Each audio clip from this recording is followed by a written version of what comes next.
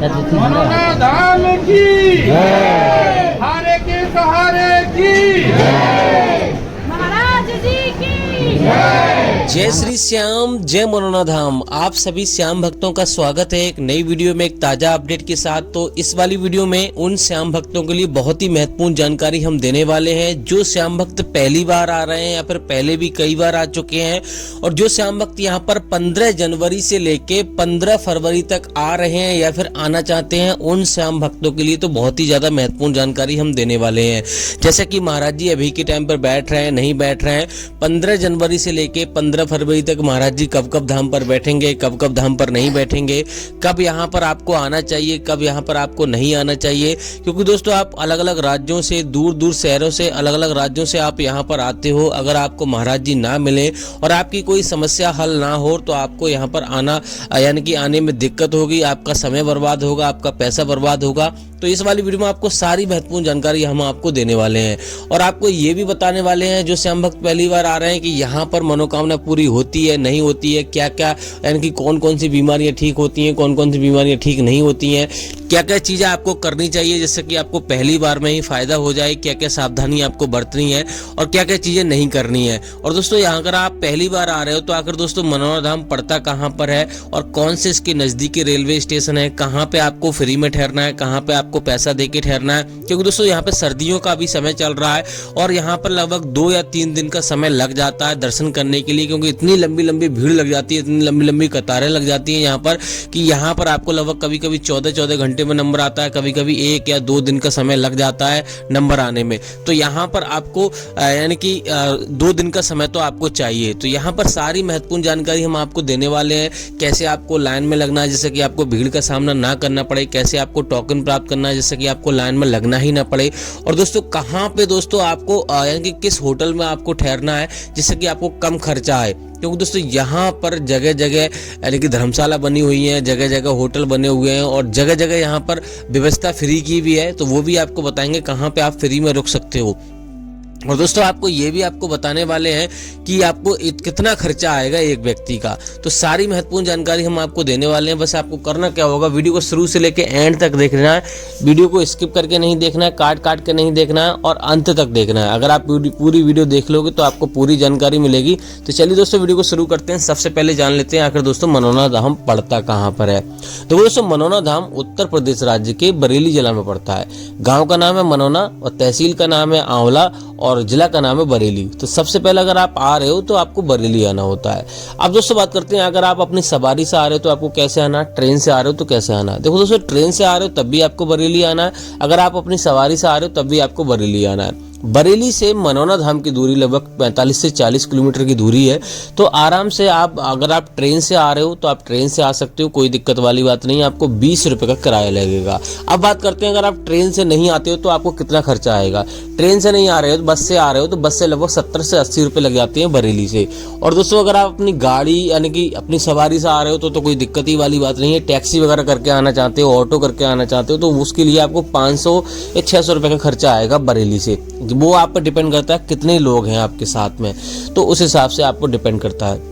अब दोस्तों बात करते हैं यहाँ पर बरेली से मनोना धाम आकर यानी कि आंवला आने के बाद आपको क्या करना है। देखो आंवला में अगर आप होटल लेना चाहते हो तो आंवला में रुक सकते हो, 400-500 रुपये में आपको कमरा मिल जाएगा। अगर यहाँ पे यानी कि आंवला में नहीं रुकना चाहते हो तो सीधा आप मनोना धाम जा सकते हो। यहाँ से ऑटो ई रिक्शा आपको मिल जाएंगे, आराम से मनोना धाम पहुँच जाओगे। मनोना धाम में भी आपको धर्मशाला मिल जाएगी और होटल भी मिल जाएंगे। धर्मशाला में 1000 से लेके 3000 रुपये का खर्चा आता है मान लो एक कमरे का। तो आप जितने लोग होंगे लगभग 7-8 लोग रुक सकते हैं, कोई दिक्कत वाली बात नहीं है, आराम से रुक सकते हो।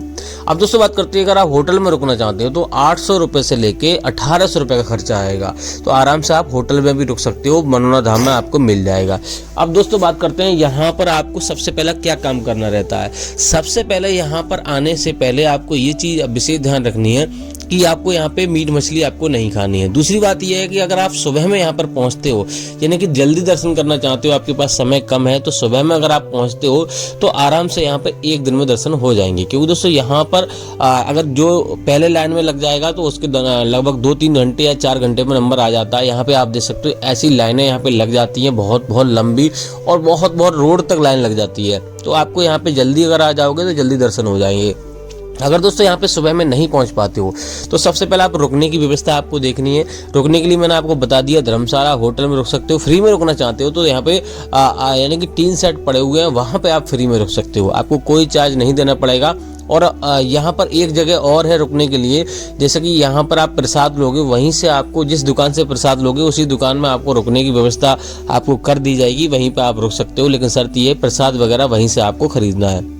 अब दोस्तों बात करते हैं यहाँ पर मान लो पहला काम क्या करना रहता है। दोस्तों पहला काम यहाँ पे सबसे पहले आपको श्याम जल की बोतल खरीदनी है, जो कि आपको 20 रुपए में आपको मिल जाएगी दुकान से। बिल्कुल मंदिर की, छोटे वाले मंदिर के पास में ही दुकान है, वहां से आपको मिल जाएगी। जल भरा हुआ आपको उसमें मिल जाएगा, तो आराम से वहां कर सकते हो।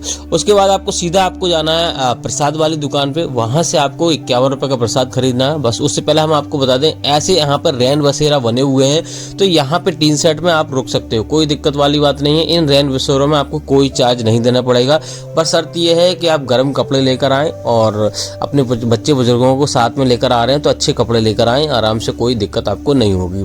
अब दोस्तों बात करते हैं, यहाँ पर आपको प्रसाद लेने के बाद आपको यहाँ पे अर्जी फॉर्म भी खरीदना है, जो कि आपको 10 रुपए में आपको मिल जाएगा।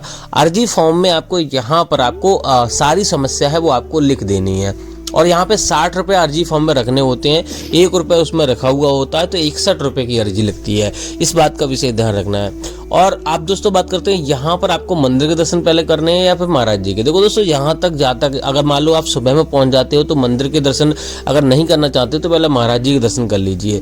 तो उससे पहले अगर आप मान लो लाइन में नहीं लगना चाहते हो तो टोकन प्राप्त कर सकते हो। टोकन लेकिन दोस्तों उन्हीं लोगों को मिलता है जो ज़्यादा गंभीर होते हैं, विकलांग हो गए या फिर मानसिक कोई बीमारी हो गई या फिर वैसी समस्या से कोई ज़्यादा गंभीर है, उसी को टोकन मिलता है। टोकन आपको इस वाले मंदिर के जस्ट सामने आपको जाना होगा, हेलीपैड की तरफ, वहां पे आपको टोकन मिल जाएगा। लेकिन टोकन उन्हीं लोगों को मिलता है, जैसे मैंने आपको बता ही दिया कि हर किसी को टोकन नहीं मिलता, और टोकन का कोई चार्ज नहीं रहता। 61 रुपए की जो अर्जी लगती है उसी में यहाँ पे आपको टोकन मिल जाता है। अब दोस्तों बात करते हैं, यहाँ पे टोकन नहीं मिलता है तो कैसे आपको लाइन में लगना है।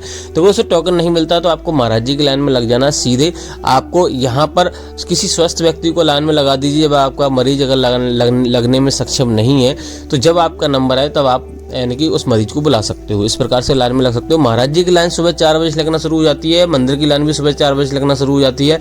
महाराज जी का जो बैठने का समय है 9:30 बजे का टाइम है अभी के टाइम पर, और 3 शिफ्टों में बैठते हैं महाराज जी। और आपको बता दें, यहाँ पर कोई भी दवा गोली नहीं की जाती है। यहाँ पे सिर्फ एक नल का पानी होता है, जो हमने आपको बताया, बोतल आप जो खरीदोगे उसी को महाराज जी पढ़कर बोतल में आपको थोड़ा सा जल पढ़ के देंगे और आपको पिलाएंगे। उसी से कल्याण हो जाता है, उसी से बड़ी बीमारी दूर हो जाती है, बड़ी से बड़ा कष्ट दूर हो जाता है। तो यहाँ पर लेकिन दोस्तों आपको ये चीज़ आपको विशेष ध्यान रखनी, यहाँ के नियम आपको पालन, यानी कि नियमों का पालन आपको करना होगा, तभी फायदा होगा। यानी कि मीट मछली आपको नहीं खानी है। श्याम जल का सेवन सुबह 4:30 बजे से लेके दोपहर के 11:55 से पहले आपको स्नान कर पूजा पाठ करके आपको श्याम जल का सेवन करना है। 1 ढक्कन आपको पी लेना है डेली, इस बात का विशेष ध्यान रखना है। अब दोस्तों बात करते हैं यहाँ पे महाराज जी कौन कौन सी बीमारियां देखती हैं। देखो दोस्तों, यहाँ पर चाहे कोई कैंसर से पीड़ित है, चाहे आपको पथरी है, कोई गांठ है, या फिर बच्चे नहीं पैदा हो रहे हैं, या फिर पुत्र प्राप्ति चाहते हो, या बहुत सारी समस्या, यानी कि XYZ कोई भी समस्या है आपकी, कोई भी बीमारी है, सभी प्रकार की बीमारी महाराज जी देखते हैं। और सभी धर्म के लोग यहाँ पे आ सकते हैं, आपको कोई भी संकोच नहीं करना है और कोई भेदभाव यहाँ पे नहीं होता है, और फ्री में यहाँ पे सारे काम होते हैं, कोई भी चार्ज नहीं लेते हैं महाराज जी, इस बात का कोई भी चार्ज नहीं लेते हैं। बाकी दोस्तों बात करते हैं एक व्यक्ति का खर्चा कितना आ जाएगा यहाँ पर। एक व्यक्ति का दोस्तों खर्चा यहाँ पर खान पान का 60 रुपए का लगभग लग जाता है, एक दिन का 60 रुपए का लगभग खर्चा आता है। और यहाँ पर रहने खाने पीने का आप पे डिपेंड करता है किस प्रकार का आप मान लो फ्री में रुक रहे हो तो लगभग यहाँ पर 500 रुपए का खर्चा आ जाएगा एक व्यक्ति का, और होटल वगैरह में रुकोगे तो लगभग 2000-3000 ऐसे भी खर्चा आ जाता है, वो आप पे निर्भर करता है। अब दोस्तों बाकी दोस्तों यहाँ पे महाराज जी कोई भी चार्ज नहीं लेते हैं, फ्री में यहाँ पे सेवा होती है। अब दोस्तों बात करते हैं यहाँ पर अगर आप मान लो यहाँ से आ रहे हो, आपको क्या क्या सावधानी बरतनी है। देखो दोस्तों, यहाँ पे पहली बात तो ये है कि आप यहाँ पर आ रहे हो तो आपके मन में ये विचार बिल्कुल भी ना आए कि यहाँ पे हमारी मनोकामना पूरी होगी या नहीं होगी, यानी शंका वाली बात आपके मन में ना आना चाहिए। और दूसरी बात यह है कि यहाँ से कभी भी ऑनलाइन अर्जी नहीं लगानी है, ऑनलाइन श्याम जल आपको नहीं मंगाना है। श्याम जल यहाँ से लेके जा रहे हो तो आपको ट्रेन में, गाड़ी में, अपनी में कहीं पैरों के तले आपको नहीं रखना है, ऐसी जगह नहीं रखना है यहाँ से खंडित हो जाए। दूसरी बात यह है कि यहाँ से आपको सीधे अपने घर जाना है, यानी कि कोई अगर आपकी रिश्तेदारी है तो ऐसा नहीं करना है कि भैया चलो वहाँ रुक लेते हैं, आए इतनी दूर तो रुक जाते हैं वहाँ पर, या फिर कोई तीर्थ स्थान घूम लेते हैं, यहाँ से जल लेके गए, दूसरी जगह से आपने तीर्थ स्थान घूम लिया, वहाँ भी घूम लिए, तो आपको वहाँ नहीं घूमना है। अब तो बात करते हैं महाराज जी अभी के टाइम पे बैठ रहे हैं नहीं बैठ रहे हैं और कब से कब तक बैठेंगे और कब से कब तक नहीं बैठेंगे। देखो दोस्तों, यहाँ पे 13 जनवरी से महाराज जी लगातार बैठना शुरू कर दिए हैं और अभी लगातार बैठ रहे हैं। अगर आप मान लो 15 जनवरी से लेकर 15 फरवरी के बीच में आ रहे हैं तो आराम से आइए, कोई दिक्कत वाली बात नहीं है। लेकिन आपको बुधवार और बृहस्पतिवार को आपको नहीं आना है। वेडनेसडे और थर्सडे को महाराज जी धाम पर नहीं बैठते हैं। इस दिन अगर आप आ रहे हो तो आपको नहीं मिलेंगे और ना ही आपको आशीर्वाद देंगे। तो इन दिनों को छोड़कर आप किसी दिन आइए, कोई दिक्कत वाली बात नहीं है, आराम से आइए, आपको महाराज जी धाम पर मिलेंगे। बाकी दोस्तों आपको कुछ और जानना है तो आप हमें कमेंट कीजिए, आप उसके ऊपर हम वीडियो बना देंगे, आपको जवाब दे देंगे। तो इस वाली